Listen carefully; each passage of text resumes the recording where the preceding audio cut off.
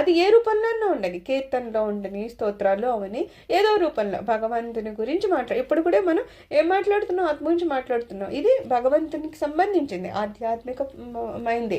So ఇందులో ఎక్కడ మనం ఏమి టైంని వేస్ట్ చేసుకునేది లేదు, భగవంతుని గురించే మాట్లాడుతున్నాం. సో ఇలాగ ఇదన్నీ మాట్లాడినప్పుడు ఏమవుతుంది, మనలో శక్తి ధార పెరుగుతుంది. మనలో శక్తి ఉంటుంది, శక్తి అందరిలోనూ ఉంటుంది.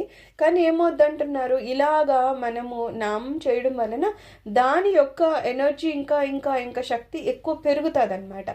అది తర్వాత దాని ప్రభావం చూపిస్తూ ఉంటుంది. మామూలుగా సాధకుల్లో చూడండి, ఒకలాంటి ఆకర్షణ. గురువుల దగ్గరికి వెళ్తే వాళ్ళు ఎవరో ఏంటో, వాళ్ళ వెనక వాళ్ళ జీవితం ఏంటో మనకి ఏం తెలియకపోయినా సరే వాళ్ళని చూడగానే మనకి సాష్టాంగ నమస్కారం చేయాలనిపిస్తుంది. ఎక్కడ లేని గౌరవం కలుగుతుంది.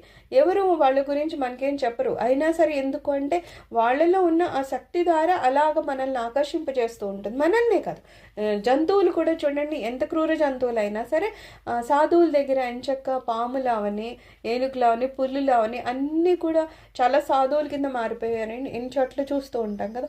ఎందుకు అంటే వీళ్ళల్లో ఉన్న శక్తి ఎంత ఎక్కువ అవుతుందంటే పరమాత్మ అందరిలోనూ ఉన్నారు, తెలుసుకునే వాడికి ఆ శక్తి ఇంకా ఇంకా పెరుగుతుంది అనమాట. అందుకని మనం నామజపం చేస్తూ ఉండాలి.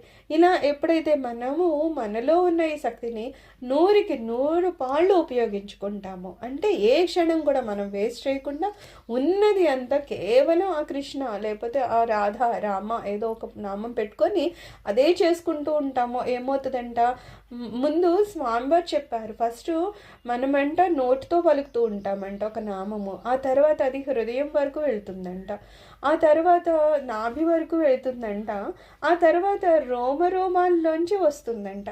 అంటే ఫస్ట్ చెప్పాం కదా, కొన్ని రోజులు ఆ నామం వదలకుండా చేయడం వల్ల ఏమవుద్దంటే ఆ తర్వాత మనం ఆ నామం పలకపోయినా సరే మనసులో ఏదో ఒక టేప్ రికార్డర్ రన్ అవుతున్నట్టు అది వెళ్ళిపోతూ ఉంటుంది పేరు. ఆ తర్వాత నిద్రలో అంటే ఇప్పుడు మనం మెలకు వచ్చాక లోపల నామం వెళ్తుంది అనేది అర్థం అవుతుంది, తెలుస్తుంది. కానీ కొన్ని సమయాలు ఇంకా కొంత సమయం తర్వాత ఏమైపోతుంది, నిద్రపోతున్నా సరే రోమాల నుంచి వస్తాయి అని చెప్పేసి మనకి స్వామి రామ గారి జీవిత చరిత్రలో అనుకుంటా, ఆయన ఫ్రెండ్ పడుకుని ఉంటారు ఒక రూమ్లో. పడుకునుండే రాత్రి ఆయన ఫ్రెండ్కి ఏదో ఓం అనేది సౌండ్ వినపడుతూ ఉంటుంది.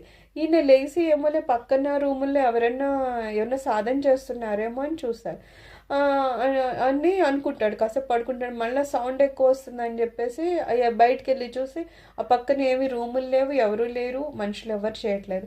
అప్పుడు మళ్ళీ ఎక్కడ ఎక్కడ ఎక్కడ అని చూస్తుంటే స్వామిరామ పడుకుంటే పైన ఆయన